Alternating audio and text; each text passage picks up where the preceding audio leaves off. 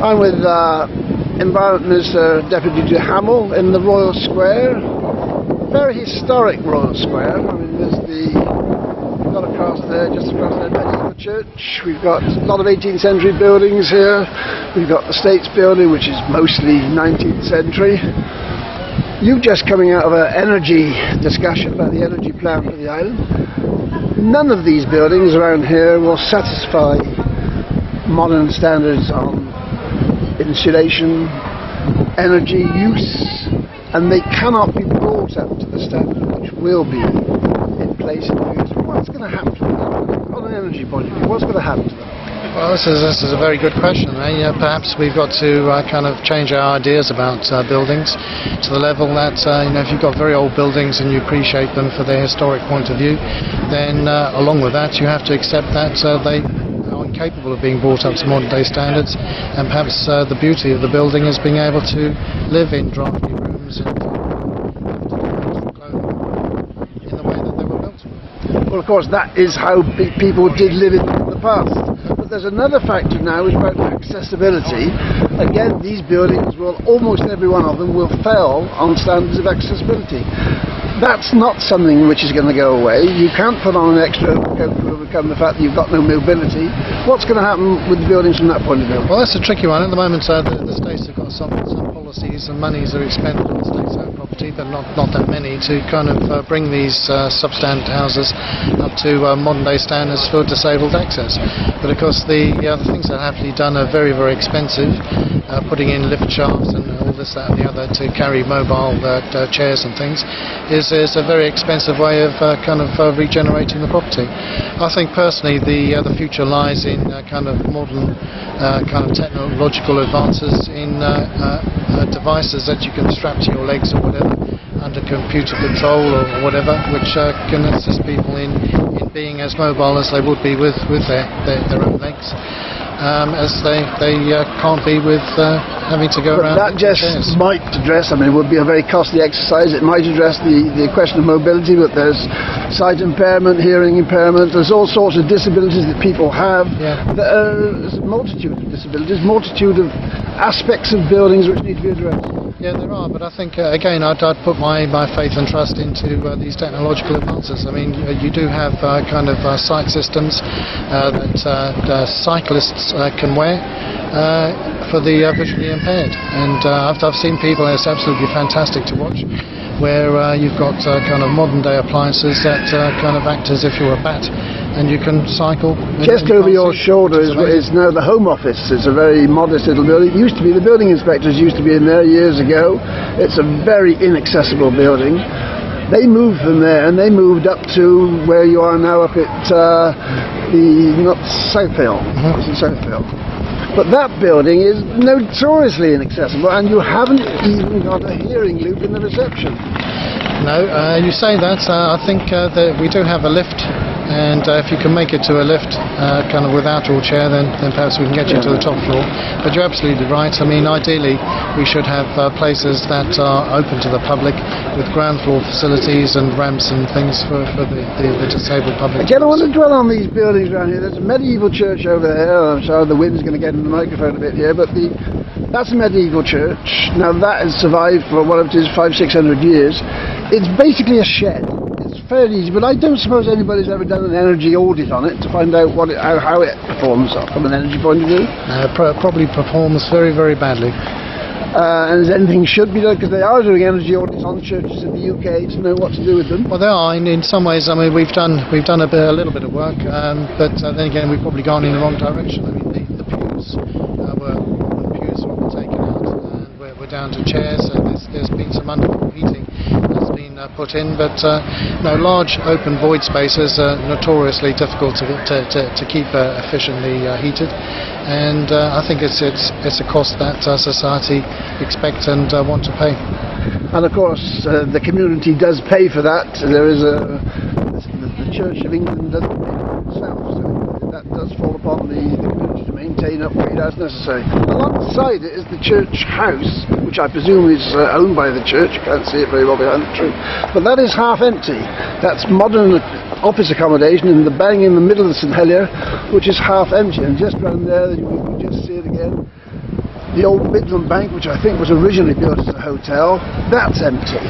Looks a very fine structure, very nice, but modern buildings, relatively modern buildings there, and an old building there, empty in the centre. So why are they empty? What's wrong with it? That's obviously to do with the fact that they're not suitable buildings, isn't it?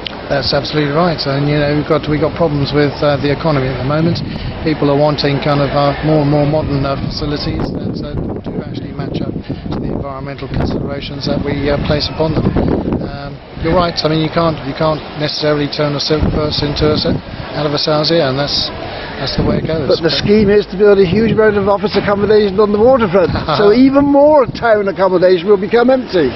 Yeah, it certainly will do, but on the flip side then maybe there's a bit of a silver lining in that one, because what's being spoken about is that if there is a large enough migration from second-class office accommodation in town, which on the face of it wasn't built as office accommodation, it's generally residential that's been converted, then maybe we'll be able to kind of put back the residential component in order to make a... 3 island plans ago, it was said about like little shops over here, town properties, commercial on the ground floor, living accommodation over. It was said 3 island plans ago that there were probably 500 living units gone to waste because they couldn't be safely accessed, fire precautions.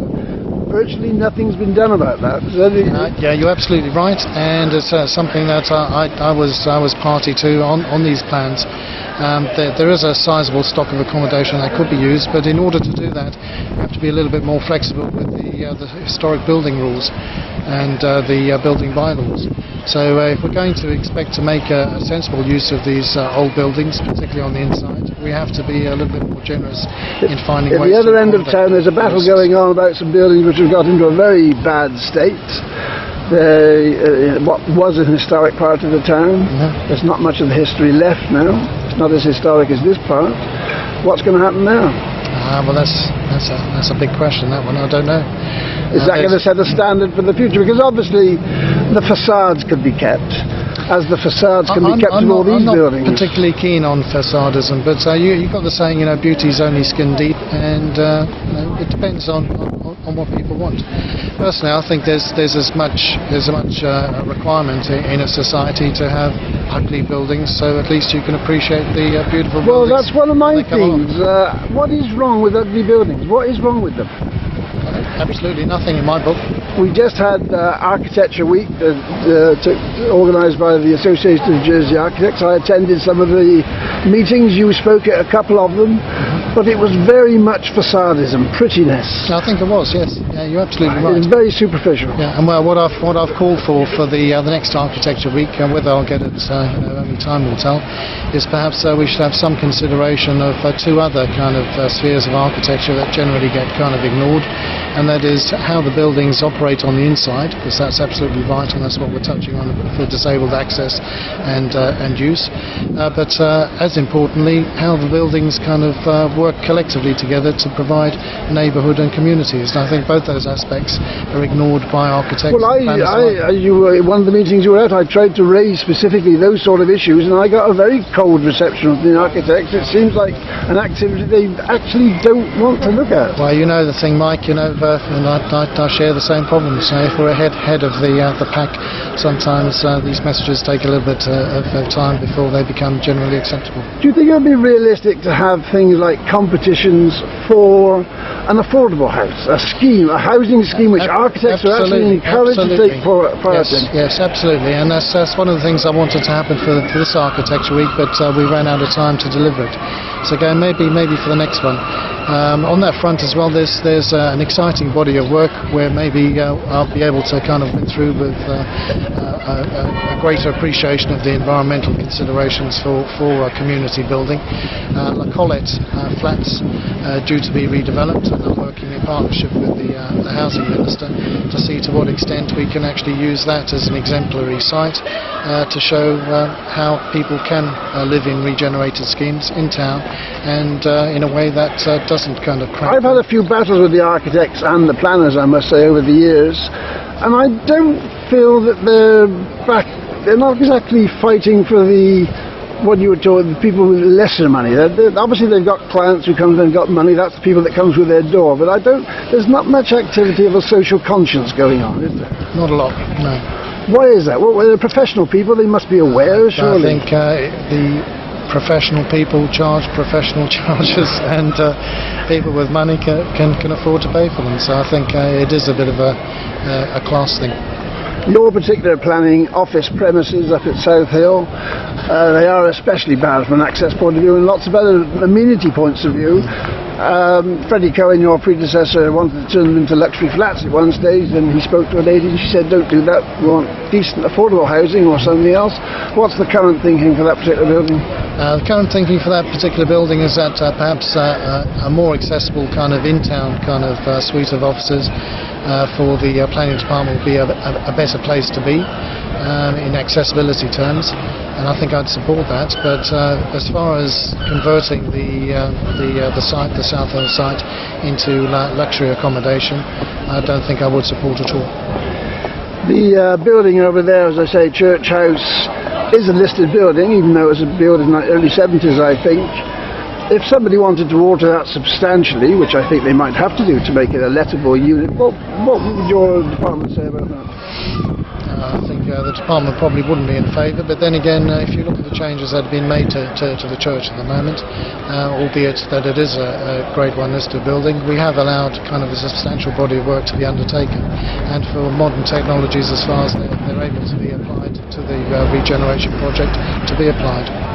You've expressed quite strong views in favour of conserving ancient buildings, but really, is it sustainable in the long term in Jersey? Only up to a point. I mean, I don't think we should kind of put the town in, keep the town in aspect. I think there's obviously a sensitivity with old buildings, but times change, and I think to actually kid ourselves that by retaining all of these buildings that we're still living in the past is wrong. I mean, I've got no problems with retaining buildings and living in the living conditions that would have pertained when the buildings were originally built in that fashion. To me, that's probably a more refined kind of idea behind kind of architectural renovation. But keeping just the frontage and kind of gutting the inside, I think that doesn't really make a lot of sense either. So I think we have to be balanced as usual, and planning is all about finding that balance point. The wind is getting into my sound system today, but in the meeting you just come out of, they were talking quite a lot about wind farms, wind energy. You sounded fairly sympathetic to those ideas. Yep, I am. Yeah, that's right. As long as they're not onshore. Do you think they will realistically happen? I think they will. Yeah, I've been contacted by a number of kind of companies, ostensibly Dutch ones, looking into kind of wind farm provision, but to be run as a cooperative venture, so that islanders could invest and actually have some of the benefits in receiving cheap energy. Okay, we better stop there. I think the wind's defeating me. Okay, thanks. Most grateful.